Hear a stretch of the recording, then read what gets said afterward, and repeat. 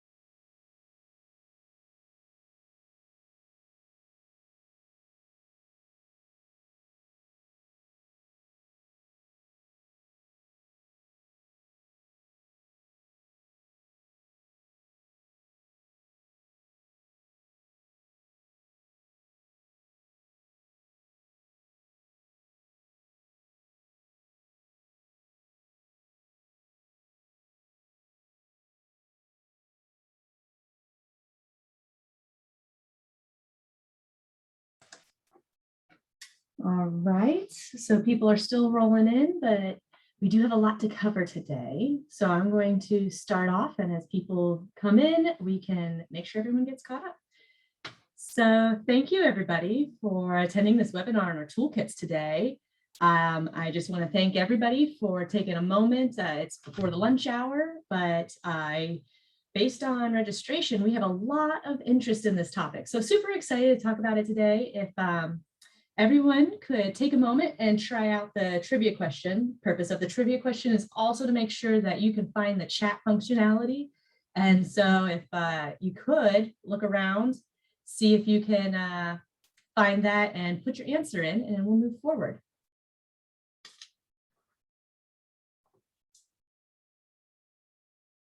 There's a couple options. You got chat, you have Q&A, but this way, if anybody has a question, it pops up and it flashes at me, and therefore I know that something's happening on my end.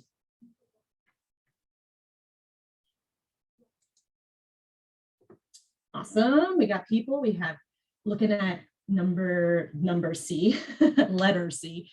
We have one for B. Appreciate you all trying it out. One for A. Mostly C. All right. Thanks for everybody. Thanks for doing that. Appreciate that. So what is it? What is the answer? The answer is actually B. So based on the U.S. Information Administration, or the Energy Information Administration, EIA, the most recent study shows that commercial segment is the lowest consumer, which kind of feels surprising because the commercial sector is made up of your offices, your malls, all those stores, school buildings, hospitals, hotels, warehouses, restaurants, places of worship, and public assembly. It's a lot of different buildings that do a lot of different things. Our industrial accounts have a lot of energy use. Based on Pennsylvania, they have the most energy use. Pennsylvania is very manufacturing forward. So as we can see here, there is a lot of energy use across the way. We have included transportation, but transportation is not going to be part of this discussion. Today's webinar, we are going to focus on the toolkits, compare the different sectors, specifically commercial and industrial, and see what kind of potential projects are out there to help small businesses and other types of businesses, building owners, to reduce their energy and to save money. So some housekeeping before we jump into all of that information. So everyone's muted, all your cameras are off. Submit questions. As everyone found the chat, you can put them there. I will periodically bounce in and see if anything's there, but I would really like to take questions at the end. Obviously, if you have a question that pops up later, please send an email out. You can reach out to PennTAP and we'll field that and make sure that we get that question answered. This webinar is being recorded. So after this webinar, there will be an email sent out with a link and a couple high-level bits of information, but you can also find this recording on our website under our events tab, under previous webinars.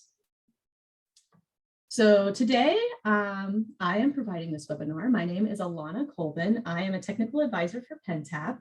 PennTAP services all of Pennsylvania, but I work out of the Pittsburgh area specifically. I perform energy audits, I support grant applications, I'm working on community economic development projects throughout different counties in my area. Prior to PennTAP, I was working in the nuclear industry. I've been with Penn State PennTAP now for almost 5 years, and I hold my CEM, and I've almost finished my MBA. So I'm looking forward to that myself. And more information about me can be found on our website. So please feel free. Today's agenda, we're going to go over energy waste. We're going to go over the toolkits holistically. We're going to go into the toolkit calculators. We're then going to look at some opportunities for funding, some success stories, just basically, hey, these are example projects. They have been successful. This is where you can use these in an application. Also, I want to go over the PennTAP services in case anything out of today does trigger for a potential project. This is what also we can help you with. In addition to that, we'll have the Q&A. So like I said, I will make sure to make time for everybody's questions at the end, but always feel free to type it once you have that question into the chat. I just might not address it until the end. So with that, energy waste. So that's why we're here today.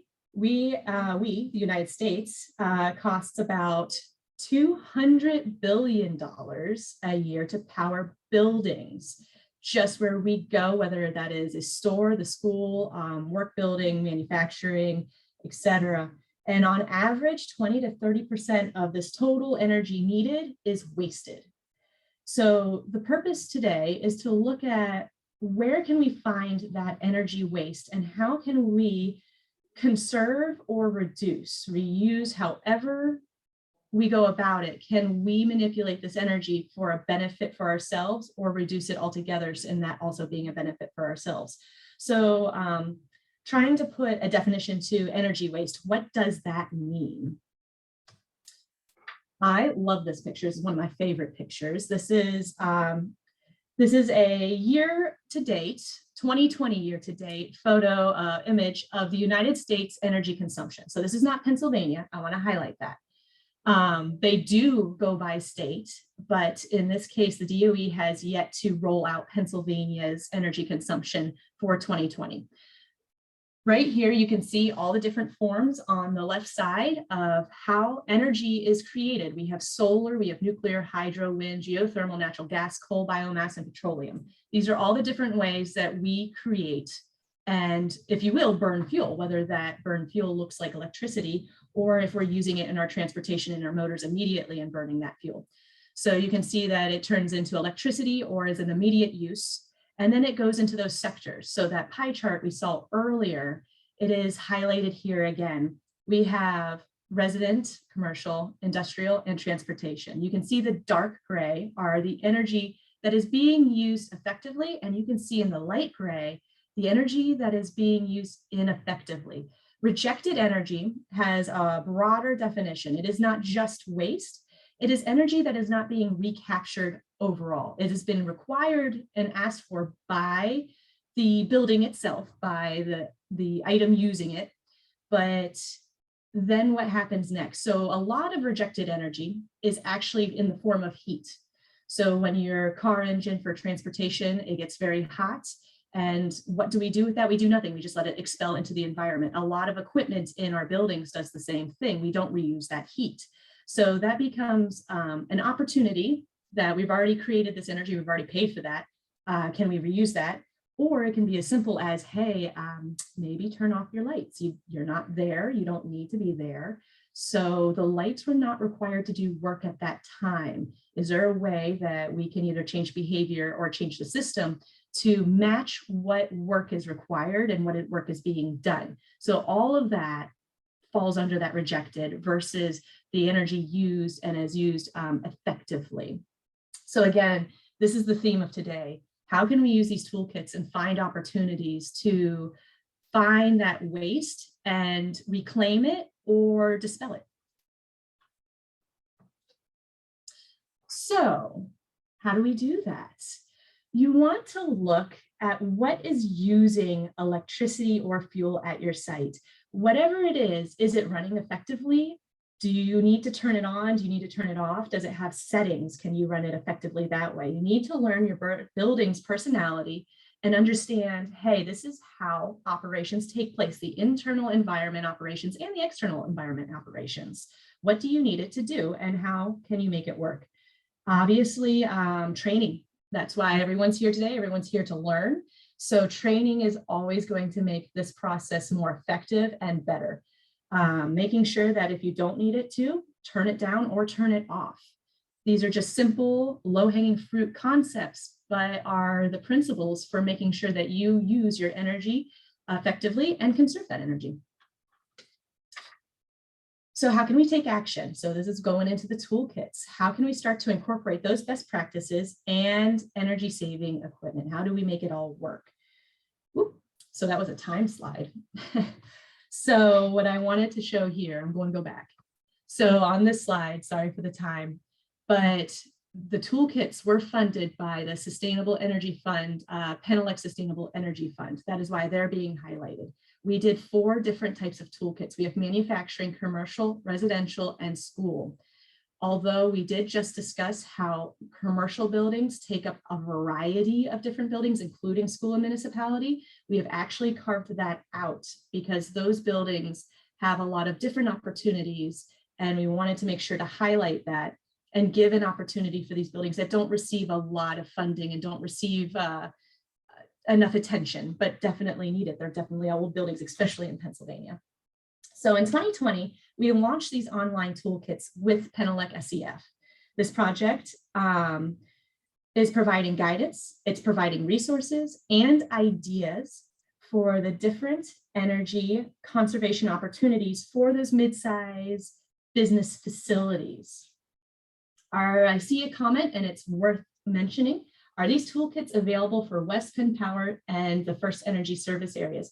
These toolkits are available for anyone. So this includes Duquesne Light area or Met Ed and PPNL, all of these different areas. So there are some things I'm going to highlight a little bit later about the toolkits, but the purpose of these toolkits are on a generic side.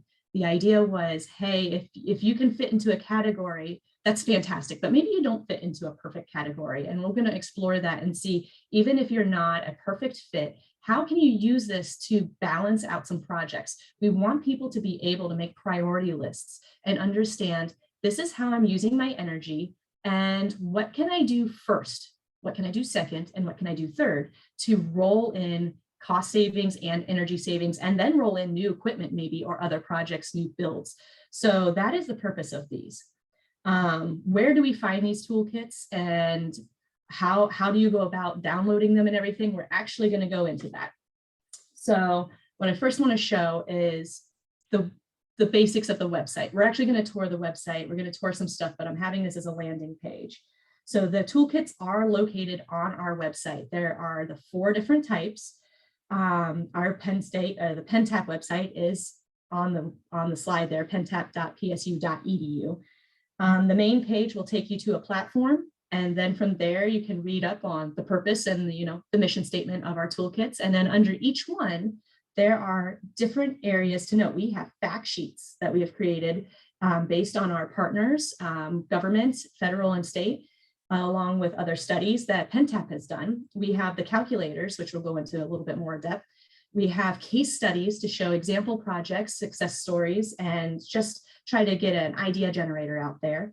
And we have also additional resources. There's other programs out there that can complement you. So there's Energy Star, there is Portfolio Manager, there are specific programs for schools and municipalities, specific programs for industrial and commercial. And we have worked hard to highlight that so that you have like a one-stop shop in order to move forward with your projects. So with that, I'm actually going to step away from the PowerPoint. We're going to pull up the website.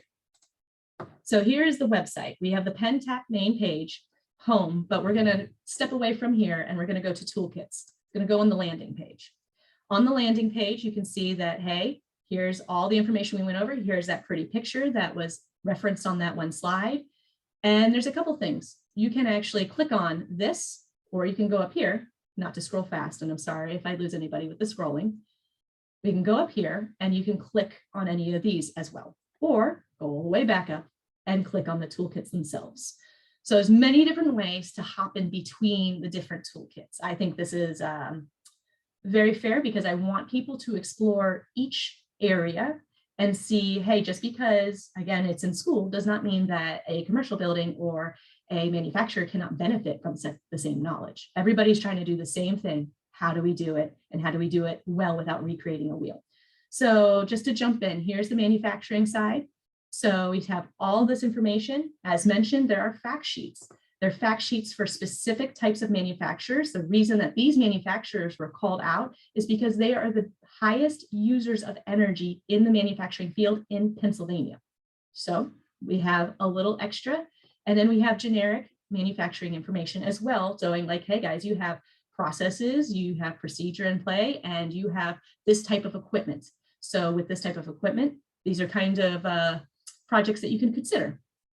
Those are all there to download. We also have glossary terms to make sure, hey, if we use something that is more technical, we made sure to define that so everyone's on the same page, no matter what you have in your background. The different calculators exist here. These are the ones that we have under manufacturing. We have case studies. You can see that like Pentap helps a manufacturer out in Greenville. Pentap worked with students. There are also other different success stories. We have the additional resources as mentioned. So Better Plants, ISO 50001 is an ISO standard for energy. We have industrial management, portfolio manager was mentioned. There's different programs out there that can also help you. So this was from the manufacturing perspective. There is also the schools, and I just want to scroll down and make sure that everyone sees these things as well. We have specific school related fact sheets. We have the specific calculators, case studies, which are for, again, municipality and schools, but the additional resources. So I want to throw out there that although we have the healthy school environments, we have the EPA page here.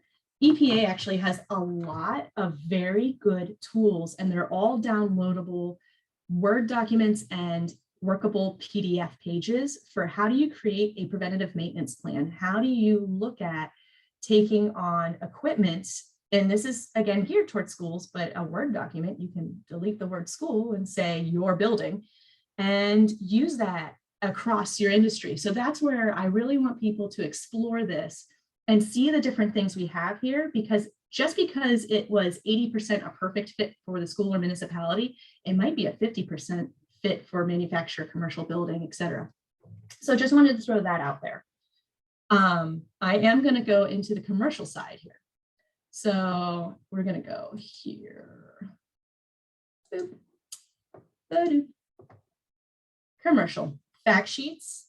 We'll look at those. We have the calculators and we have the case studies and additional resources. So what I want to do is walk through how to download these calculators. We've gotten a lot of questions, generally the same question, a little bit different now and then, but hey, I want the calculator and how do I get to it?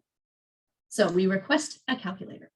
You're going to put your information in because we want to know who it is that's asking for it. Is it someone that is a repeat client, or is it somebody who's just the first time trying to find something?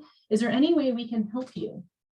So throw your information in there so that we can reach out if it makes sense to, and or we keep you guys connected with when we do other programs like this. It doesn't go further than that. So I just want to highlight that. This is a different type of collection system. Subscribe to our mailing list. I recommend, yes. You'll find out about all of our webinars, funding opportunities as they hit, and different programs that are available in your particular area. Our newsletter looks at all of the different regions in Pennsylvania and tries to highlight the different programs happening if it is a regional-based program. So we keep that signed on for yes, I'm not a robot, and submit.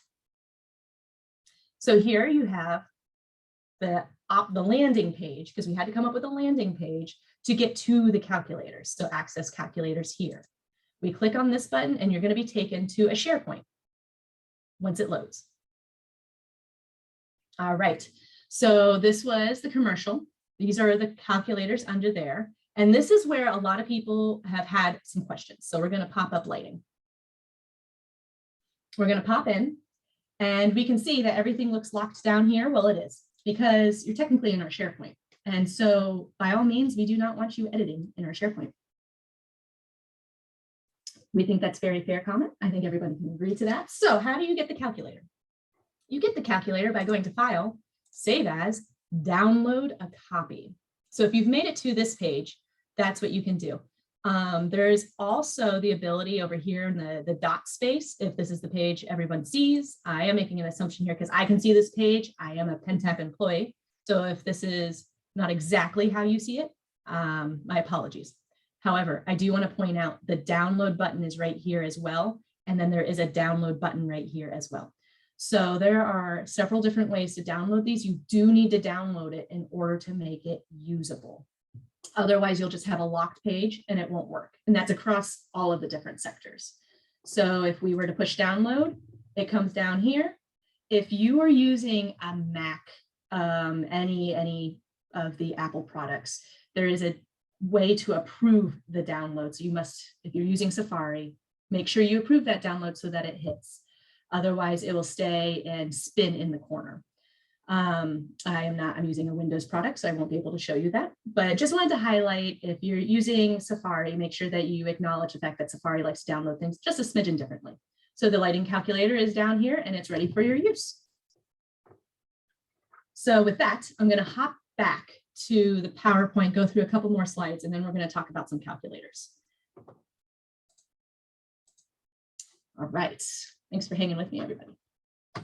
So I'm really going to focus on the commercial buildings because the commercial buildings were one of our main target audiences. PennTAP has a lot of opportunities to work with manufacturers in the industrial area.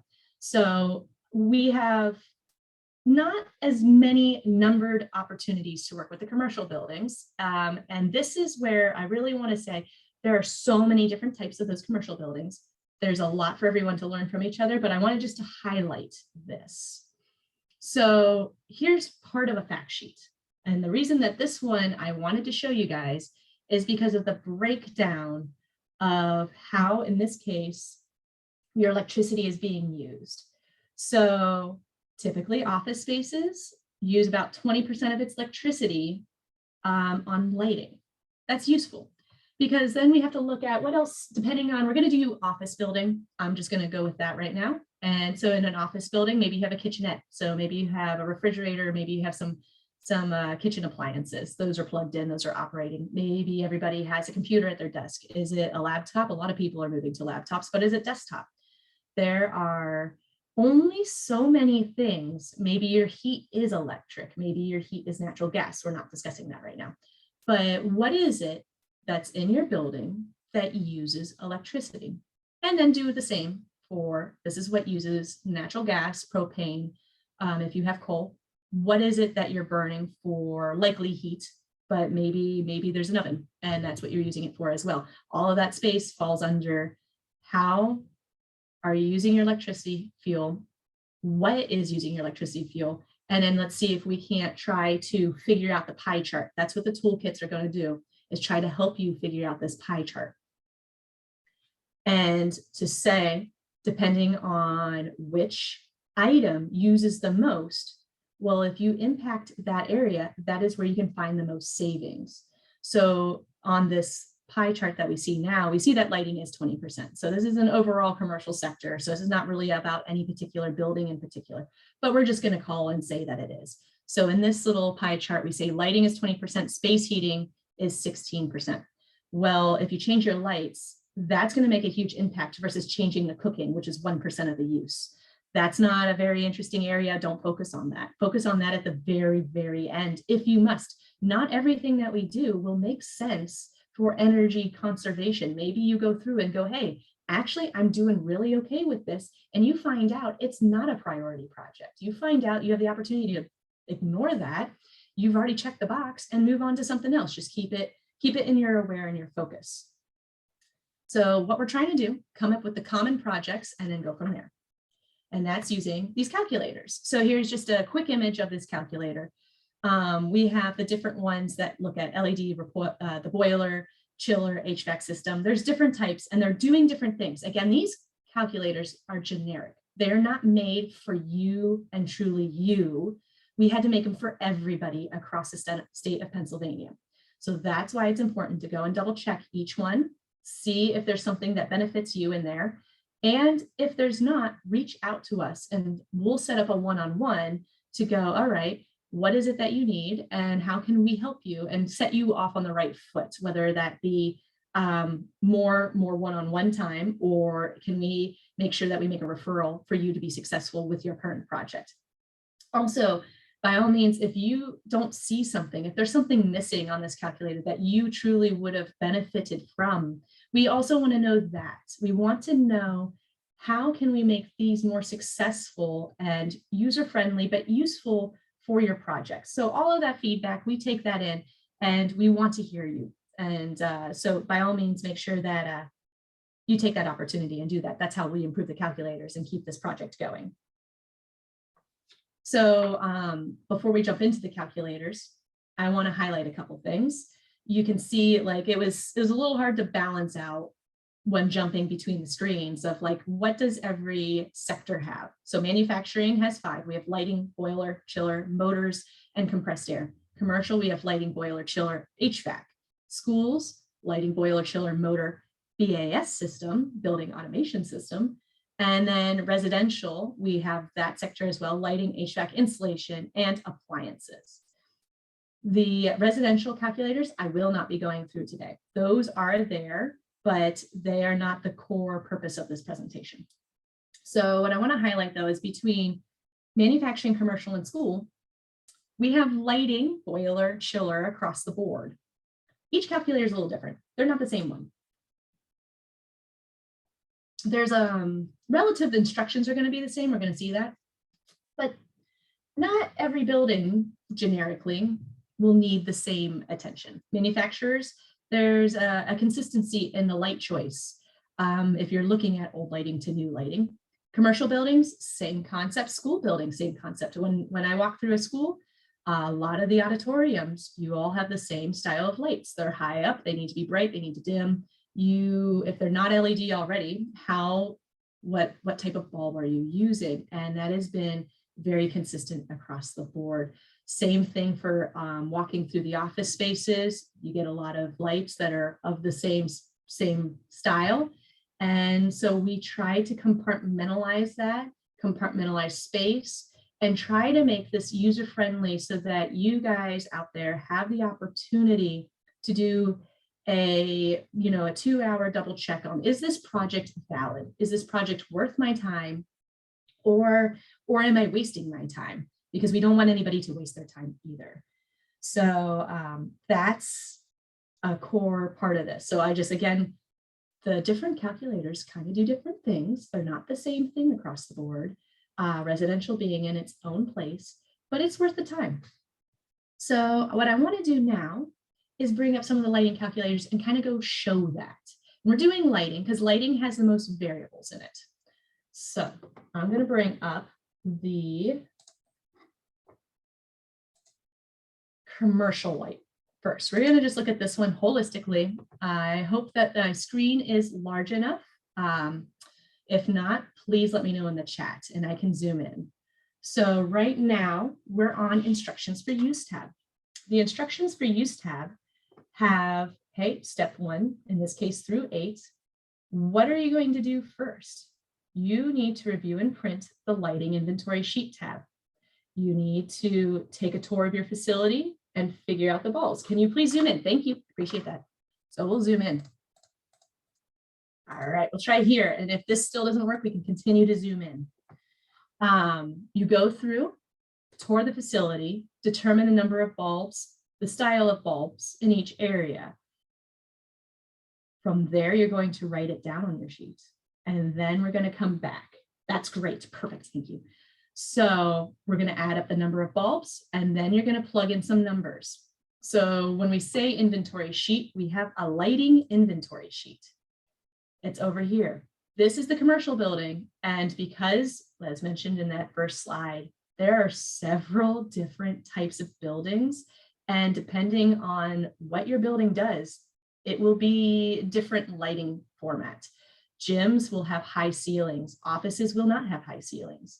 So how do we balance this out? This is what PennTAP did to balance this out. We were looking at this going, all right, we have high bay lights. We have, which are these? These are very bright, very large lights, metal halides. We have the T12s. These are fluorescents. We have CFLs. We have incandescents. All of these things, we want you to go through and see where it is. These locations, if the location doesn't fit, but the bulb does, take note of the bulb. That's okay. These were here to try to help people out. If it's not helpful, then don't worry about it. It's your piece of paper. You printed that out. You can do what you want. So we have number of fixtures per area. We can then say fixtures times bulb. So we're trying to get people to work together. So here are different room spaces. You have number of bulbs, grand total. You could have multiple rooms that make sense. And so we're trying to give people some freedom on that. I want to go back to the instruction page. On here, we say like, hey, go through and count everything up. We did declare the watts here. So even if you're looking up and you're like, I can't reach that bulb, I don't know what the watts are, that's all right. We have already pre-assigned that based on statistics that likely this is the bulb. There's going to be opportunity where it's not the bulb. And you're going to be in a position where you're like, all right, well, I know the bulb is a 40 watt. Okay, if it's 40 watt, you have these different watts here. We put the watts and assign them there. I'm going to look into this a little bit, but I'm saying you have the freedom to go, okay, this is close enough. If it's just a few watts off, the point again being, is this a priority project or not? You're going to see the savings difference and know that you should have someone come in professionally switch out your lights. So this is, you should chase the rebates, you should do these things. That's what this is setting you up for. This does not have to be so perfect for you to file away. We want this to be educational and helpful. If it does come to our attention that there is a type of bulb on here that everybody wish they have, please let us know and we'll update this. But I just want to make sure I say out loud, there's freedom in this sheet, especially because this is made for you guys. Instructions for use. We want you to look at your most recent electricity bill and identify the cost per kilowatt hour. We want you to enter in your average hours. We have number of days at the facility, number of weeks, because like consider a school commercial building. I know this is commercial, but if we consider a school and how they don't really run in the summertime, or if you're a manufacturer and you have a shutdown week, then maybe you're not operating 52 weeks out of the year. So just consider like how much you are actually operating. And then I want to highlight down here that we do calculate rebates, a potential rebate based on the Penelec Med Ed rebates, which is First Energy. As of 2020 was phase 3. We are now in phase 4 as of June 1st. So that switchover has changed the rates. Pentap's aware of this. We are updating these calculators to reflect that. It just has not hit yet. So if you're using these for rebate information to get a general sense of an opportunity, know that this is going to be lower because of the phase 3, end of phase 3, than what actually the phase 4 is going to be. And also if you're in a different area such as Pico, or if you're in Duquesne Light, there are different ways that the rebates are done. So this is relevant for the Penelec Med Ed First Energy footprint. They funded the project, we highlighted them. So we go through the lighting sheet, you have all this opportunity. You have some information down here for substitute one light for the other. Please go through and read all the notes. I know this is small because we said it was small on the other side. So let's see, got another one. Do you include the demand charges and other charges? So this is a fair question.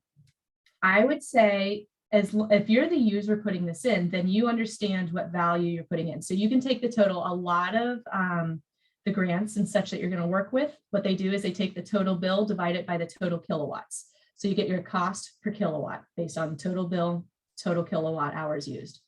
So that would include all those other charges. You can look at it from the perspective of there is the cost to compare. Bills will have that value that would look like, depends on your sector. It depends on the agreement that you have. So to throw a number out there, I'm not suggesting your number should or should not be this number, but if you have 5 cents per kilowatt hour, you can use that and that would give you the cost per kilowatt hour. In the end, you're looking at a proportion. So for the lights, if you think that you go from this, excuse me, this many watts, so old lights are a lot of watts, to an LED equivalent, which is a quarter of the watts. If you see significant proportion in savings, then that proportion will be the same if you consider the whole bill or just the 5 cents. Your value will look a lot better if you use the whole bill divided by the total kilowatt hours versus just using the cents. But it could give you a band. So I did walk around that question. I'm going to say is how is your finance team going to value your projects? What do they want to see the value in? So especially in the commercial buildings, if you're trying to justify a project, make sure everybody's on the same page. Both ways are fine. One way you'll have a value, but you then have to do all the other projects with the same values. You can't just pick and choose from there, but it would be okay to do all the values or just the 5 cents. I hope that answered that. It was open-ended. In this case, in the commercial case, yes, okay, good. We have electric cost per kilowatt. We got some footnotes in here. Whenever you see footnotes, there's a couple footnotes down here. I'll zoom in again. Trying to remember to do that. If I don't, shout at me. Here's that cost. Anything in gray, you can plug in. You can see here that outdoor, like we created these names. Since it's white, you will not be able to make it different.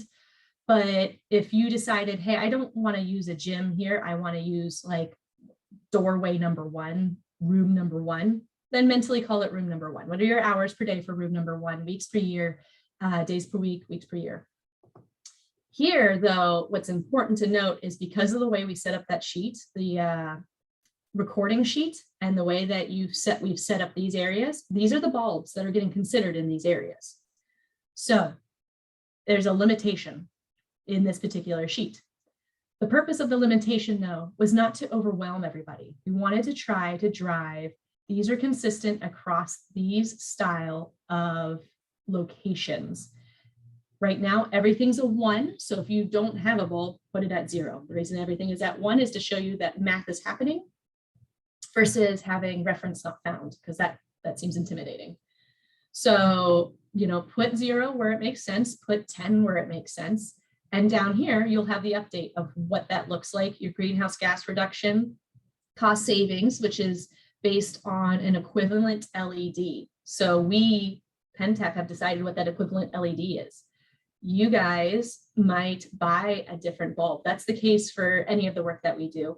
We are just suggesting and training on, hey, you have the opportunity to change, and change could look like this.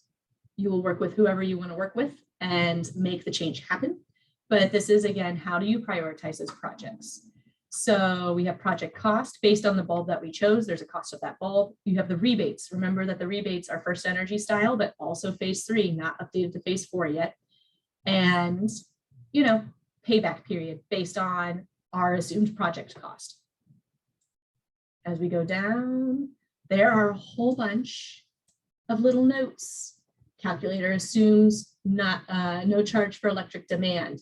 So that meaning that you didn't type that in and have a column for electric demand. You can do the total divided by total kilowatts for cost per kilowatt, or you can do the other, as long as you're consistent across calculators so that you can compare your projects. So again, due to the vast number of possible spaces, we made decisions. If you don't like the decisions, I'm going to show you a place where maybe you have more freedom. Maybe this calculator is not a great fit. And then all the different things. These are all here for your consumption, for your reading pleasure.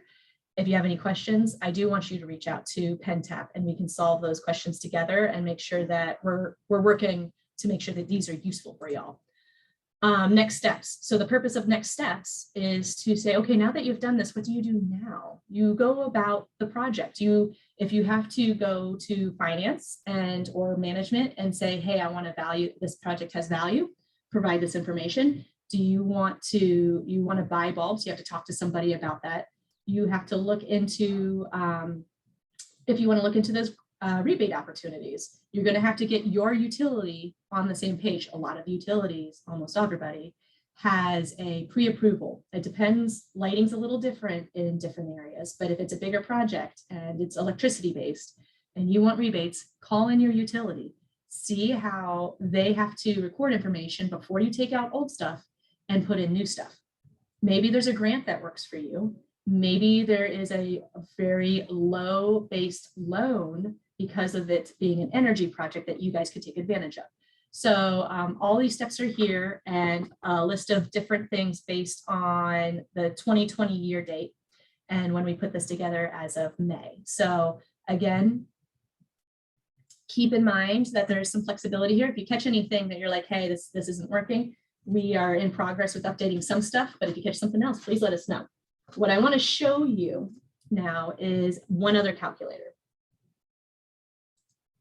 I want to show you this one. So here, instructions for use, very similar. Again, 8 steps, go through your bills, check it out. The lighting inventory sheet's different here though. In the manufacturing lighting sheet, we have left it a little bit more open-ended. Manufacturers tend to be very similar when it comes to lights. So especially at a certain time period, depending on, hey, I did a whole bunch of updates. Did a whole bunch of updates in 2008. A lot of people did a lot of updates in the mid 2000s, 2010 or so, and you went to T8s, T5s. That's fantastic. Well, now we have LEDs. So those are down here. That's up here. We have 8-footers. We have U-types. We have the high bay bulbs. If you have a sodium or a metal halide, if it's the 100 watts, 250 watts, treat it relatively the same here. A bulb is on and off. So and again, if the bulb isn't perfect for you, but the watts make sense, count the bulb and use the sheet like that. Create your own adventure story. So a lot of these too, where you're like, hey, I didn't know that MH was metal halide. That's why that glossary sheet is super, super helpful. So definitely check out the glossary sheet so that you can keep tabs with everything. It's not just, it's all feeding together and working together. So it's not, no one here on Pentap is trying to assume that you come with base knowledge that you know, hey, that meant metal halide either. Check out the glossary sheet. Make sure the sheet aligns with whatever calculator you're looking at, just in case their metal halide would be on across everything. But if it's not, then you would look at the sheet that's equivalent to like this being manufacturing. Just want to throw that out there. In this calculator though, zooming in, zooming up, we have a little bit more freedoms, more and less. So we just said, hey, in the manufacturing space or your office space, you might need to do 2 calculators. You do one for your office because you work 8 hours a day in manufacturing, you know, you have 2 shifts. So do 2 sheets. Here you have the area, the bulbs, the number of bulbs has a lot more freedom across the board. Outside in the bulb space, maybe not the hour space. Create as many bulbs as you need, many tabs as you need to represent your area, whether like, you know, press area or, you know, conference room, office space area, outside area. You can do a whole bunch of different things so that these sheets work for you. They will be independent sheets of them on themselves because of the way that all the math is behind the scenes. Those are all lock cells so that you can't accidentally overwrite something. And again, only gray is where you can type in. Next steps, we have all the same next steps. Find LED lights, turn off when you don't need it on, and turn off so that you replace it. This was, you know, a safety warning. Always do things safely, especially when messing with electricity or fuel. So remove the existing bulbs, install new bulbs, dispose of old bulbs. So these are all very similar, but like I said, just because the calculators are suggested to all be the same throughout does not necessarily mean they are. You might be a commercial building that likes the manufacturing. You manufacturing might like the school one. Just check it out and see what's there. Again, these projects are for prioritization. If you're like, hey, I really want a one-for-one replacement of a very specific type of piece of equipment, that's relevant to not the masses, to you. So check out the spreadsheets, see if they make sense. If they don't make sense, please feel free to reach out and we can see if we can't help. If different bulbs operate for different hours, can we calculate this consumption in the same calculator? So we were looking at the commercial building one. That one had the opportunity to do different hours in, but then had set bulbs per area. In the manufacturing one, we had a generic list of bulbs where you were able to be more picky choosy on what type of bulb, but then less picky choosy on the hours of operation. So it would just be standardized. So what I would do in that case, especially if you wanted the freedom to choose different types of bulbs, would be multiple manufacturing sheets and call one, this room, one another room. The reason we had to do that is because there's just too many things to control and drop downs that would have to be created. And that would make these calculators, although super savvy, very messy for anyone to go and download and pick up. And we didn't want people to be frustrated out of the gate going like, there's too much. So that's why we pared things down. We pared things down specifically based on sector information, the industry information, and what we have seen out in the field. So I hope that works. Thanks. Perfect. So moving on from the calculators, if there's more questions or something specific, please feel free to reach out to PennTAP and we can go over that more on a one-on-one scale versus this immediate addressing. Opportunities for funding. So you've gone through, and we're going to stick with the lighting example. You've gone through, you've counted lights, you have a project in mind, you know what is going on. What can you do to assist you with your project? And I see a question. Have you ever tailored one of your, for churches? Churches, I mean, commercial building, that you can do that with the manufacturer. If you're going to have a lot of municipalities use a small, no, unfortunately not. But I'm going to have to answer these now. I'm getting distracted and I'm not answering coherently. But for the church's conversation, you can utilize the, depending on if you have several bulbs that are very unique, or if you have a whole bunch of incandescents and just CFLs or fluorescents, you can look at each calculator, see which one makes the most sense for you. And then depending on your hours of operation, like you obviously have certain service days, but then there are other days where other events may be occurring.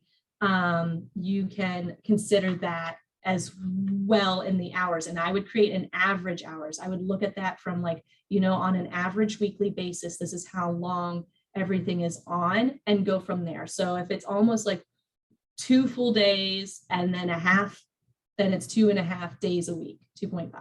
So I would twist it that way just to give yourself a little bit of more coherent thought, or check out the school's municipality calculator as well. I'm going to go into the funding, and that should answer some of these funding questions. So you have your incentive program. We were talking about the rebates. Check out with your utility. The rebates all just refreshed into phase 4. There's a lot of different things that have changed, and some of the things have stayed the same, but check it out if you have large equipment. Lighting is always a biggie, but if you have motors that need replacing, VFDs, if you want those big pieces of equipment, anything that uses electricity, check it out. If you're fuel switching, meaning you're going from electricity to natural gas, that won't entirely work. So by all means, talk with all of your representatives in your area, understand what it is, and make sure you understand the scope of the project. And that's actually for all of these programs. Small Business Advantage Grant is for small businesses. So if you're a nonprofit, that won't work. You have to be for profit. You have to be under 100 employees, full-time employees, in order to take advantage of this grant, plus the other restrictions of you have to save so much money per year based on the new equipment, and you have to also save a % of energy as well, cost and energy. With that one, you want the old equipment in place so that we can get what your current usage is, and then you would suggest, hey, I want to purchase this new equipment It's Energy Star rated or equivalent Energy Star, so high efficiency. And then we go through the process of figuring out, does that work for the requirements of that grant? Rural Energy for America program, that is the REAP grant. This is only for areas that are considered rural. On the REAP website, you can go to the USDA website. They have a place where you can fill in your address, and then it will pop up on a map and it will tell you if you're rural or not.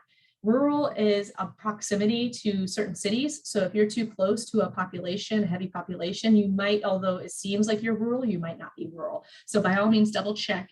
And that is your first step to understand, are you eligible for this grant? And then from there, you can work with your the region rep to see about your project's eligibility and other next steps. There is, Penn State has a whole bunch of programs. There's a whole bunch of capstone programs out there. PennTAP assists with some of those too. So if you like the Learning Factory, if you have a project where you're like, hey, I would really like some interns on this, there's a lot out there. And we recommend reaching out and seeing if Penn State can match you with a capstone project. And if you can take advantage of that as well. Sometimes it's not always about the funding of a project, it's about the manpower or having ability to resources to empower your team. So check out the capstone projects as well. And then all else, we have the database of state incentives for renewables and efficiency, Desire. It's desireusa.org. That website has a lot of state and federal grants on it and loans. You can go through that. You can see what's eligible. It is not day-to-day with like county opportunities. If there's a lot of counties doing a lot of different things, so definitely check out what is available in your area for your small business and or other type of building. But yeah, full circle 360, the opportunities for your funding. So to answer with the municipalities do not receive funding from the Small Business Advantage Grant, unfortunately.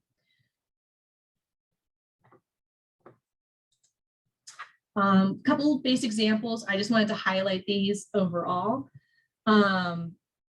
We, PennTAP, have worked with several manufacturers. We work with a lot of manufacturers, and we have assisted with grant applications. We assist with the USDA REAP grant, and we also assist with the Small Business Advantage grant.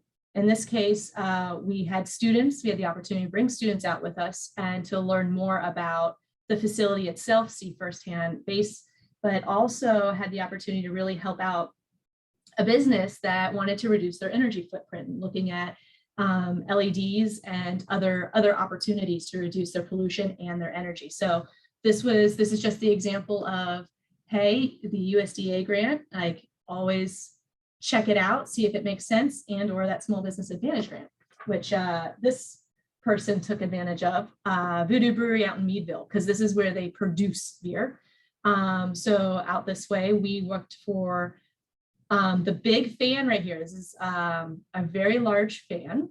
And what it does is it makes your air consistent. So what you can do is in a very high ceilinged area, bring down the heat that sits up there and make the room comfortable without creating wind, without creating that draft. And it really reduces your heating footprint. And then in the summertime, you can actually hold off from turning on your AC a handful more weeks to reduce that load as well. So there's benefits on both sides, heating season mostly, but there is a benefit to the cooling season. But they also replaced all of these lights are LED. They are the original fixtures with LED bulbs inside of them. They ended up with a grant that worked for them as well, the Small Business Advantage grant at the time.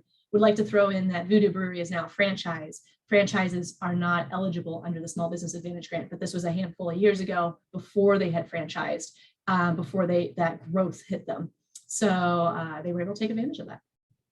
Erie County. So this is on here because I know there's a lot of municipalities and schools actually who have been asking, hey, what can we do? And so there was the BRT program. There is the BOC program. Penn College runs the BOC program. PennTAP has the building retuning program. At this moment, it is not funded, but we're looking forward to getting that moving. What we do is it's the walkthrough. It's everything that these toolkits are attempting to do. Very briefly, the toolkits are attempting to do. But what it does is it makes you very aware of what your building is doing. What do you have going on? What is using energy? How is it using it? How much is it using? And what makes sense in your priority list? So in this case, Erie County worked with PennTAP, and we walked through a couple buildings, pointed out some things they created with our assistance. They created the story, the footprint, and the backing behind wanting to update. So they were able to bring that to the table and say, hey, we could really make a lot of difference financially and under energy savings if we were to commit to these projects. So we were the feasibility study, and then they took that study and they went and worked with an ESCO program. There's a lot of those out there, and they were able in several years approach. This didn't happen in 1 year, but they tackled several buildings. They updated several motors. They put variable frequencies on. They looked at their water consumption. They looked at their chillers. They did a lot of revamping and saw a lot of benefit from that. And this is that story. All of these stories, these PennTAP stories, are a success story under each of those toolkits. So again, this is just to highlight that it's possible. And you can get some more details in the success stories that are under the case studies that are on that website. Well, I want to say quickly about PennTAP. So like I said, what does PennTAP do? Why are we doing this? So we are part of Penn State. Penn State is a land grant university, which means that we give back to the state of Pennsylvania. We look to find ways to help our community out. And so the mission of PennTAP is to provide Pennsylvania companies with technical assistance and access to Penn State's talented faculty, students, and other programs like those capstone programs and such, in order to solve your challenges, in order to solve opportunities for growth, entrepreneurship, et cetera. And so PennTAP works to be that catalyst, that connection point between what is happening in real time and what are the opportunities out there, and making sure that we provide that connection point. We have several on the team. We have certified energy managers, renewable energy professionals, certified energy auditor, professional geologists, Six Sigma, chemical, electrical. We have people on the team who do a lot of different things and look at things a lot of different ways. So depending on the project, there's a lot of expertise out there to help you out. We work closely with our clients and their needs to make appropriate matches to resources. So what do? We have this blend. We do look at pollution prevention and energy efficiency projects, specifically for our manufacturer and agricultural industry. We have these toolkits for everybody else who don't fit into manufacturer or ag. We are always welcome for the conversation to see how can we help you, even if you didn't immediately fit into the bailiwick of what we do. We want to hear from you and see if we can make a connection or a referral, or figure out how we can help you. You never know, so feel free to reach out. We have the economy, energy, and environment assessments, which coordinates a lean manufacturing component in with the pollution prevention, energy efficiency projects. And we also look at energy management systems, specifically the ISO 50001 program and SEP through the DOE. Innovation, we are looking at how do we connect you guys, anybody, to Penn State. That doesn't mean it has to be manufacturer ag. That's anybody who is looking to receive resources, whether it's from the labs, the student, the faculty, or the programs available. We can assist you with that product and process development. We can look at technology and try to connect you with staff that is looking to grow in their technology assessments. And there's also entrepreneurial assistance.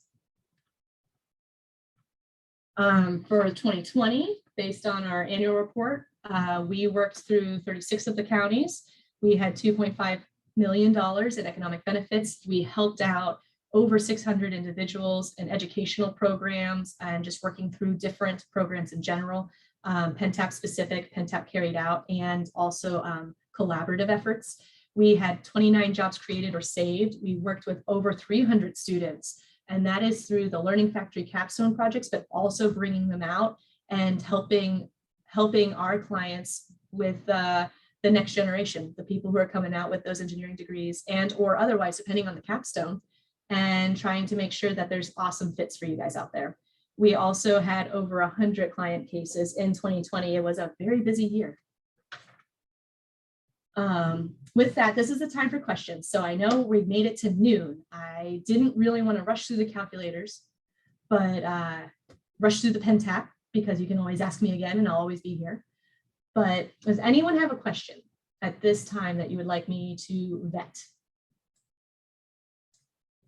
I see here I missed one. If you're in the Met Ed, oh, Kevin Logo, you have suggested that you can reach out to Kevin. Thank you, Kevin. And you can get more information about grant opportunities, which sound fantastic. Like I was saying, every area is a little bit different. Every county has something going on, but also there's regions to Pennsylvania. And so you should seek out what is in your region, what is state, global, if you will, Pennsylvania, and then what does your county have going on too? You never really know until you ask. Anybody else have any questions? I'm going to leave it there. If you find you have a question, you let me know. I want to highlight here that we have 2 upcoming events. On November 3rd, we have a Southwest Pennsylvania Energy Efficiency Roundtable event, which we're discussing a lot of different programs, like I was saying, regional programs out this way. There is a lot of crossover in these programs though. So even if you're not in the Southwest Pennsylvania area, if you're central, if you're southeast, if you're northwest, it still benefits everybody for getting online, learning about programs, because then you know where to look in your area and ask the same questions going, okay, they have this, what should I have? What can I do? So very much recommend, even though this is a specific subject for Southwest PA, it might have a broader impact. Then we also have a webinar coming up on the 18th for the powdered metals industry specifically, and we're looking at industry trends and opportunities for engagement. Powdered metals is a very heavy industry in Pennsylvania, so making sure that we give it a little extra love and a little extra attention. Let's see, are there any efforts anticipated to expand your services to nonprofits? Nonprofits are definitely in that gap. So at this time, I would say if you have a project or a question in mind, reach out. So, because this question is very, very broad. So if you're looking for something super specific to you guys or in general, reach out and see what we can do and see who we can recommend based on your question. There are some programs out there, but this is not the right place to just throw everything out. A lot of things though come like, there's the Desire website. You can look for programs that fit your need. And then you can also look at DCED's webpage and see if there's something there specific to what you're looking for as well. And it looks like I would always reach out to these, like the people who are chiming in also on here, handling outreach and handling different projects. Check out the, if you're in the Penelec territory, check it out. If you're in the Met Ed territory, there's the SEF Sustainable Energy Fund. There are programs, but you have to reach out to them specifically to get exact details on what makes sense. Sorry for the long-winded. Anyone from Duquesne Light?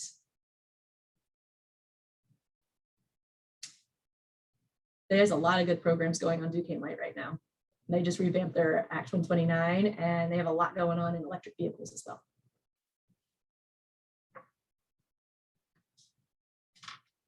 So I want to highlight too, based on everything we say. So if we do find out something, if we do see something that is unique to a industry sector, we do try to highlight that in our PennTAP news and announcements. This is our newsletter. We do a newsletter once a month. It comes out near the end of the month to anticipate the next month. We highlight our programs, we highlight other programs, we highlight our partners. We do based on the region that you're in, here are things to consider, opportunities to consider, and funding opportunities, but also success stories of like, here's what people are doing and what they enjoy doing. And hopefully that stirs the pot for you guys too, so that you know what to reach.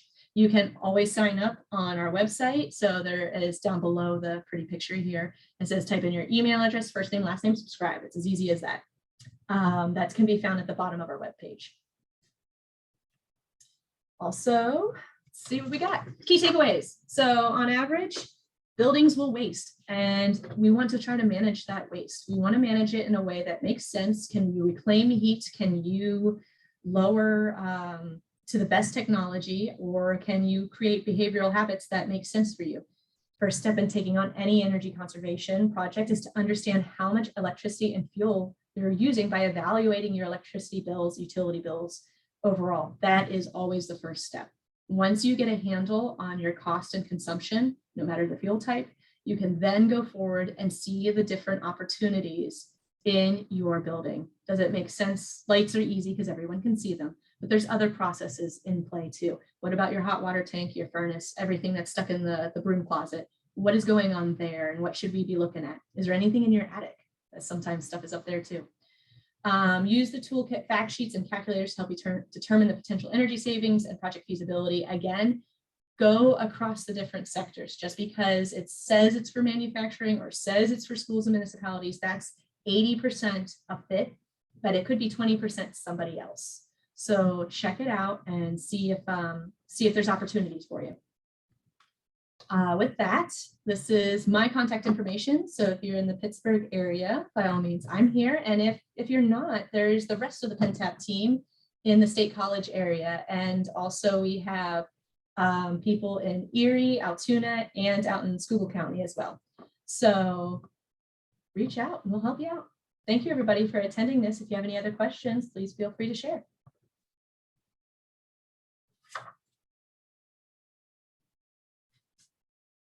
All right, and with that, no more questions. I hope you all have an excellent lunch. Take care, everybody.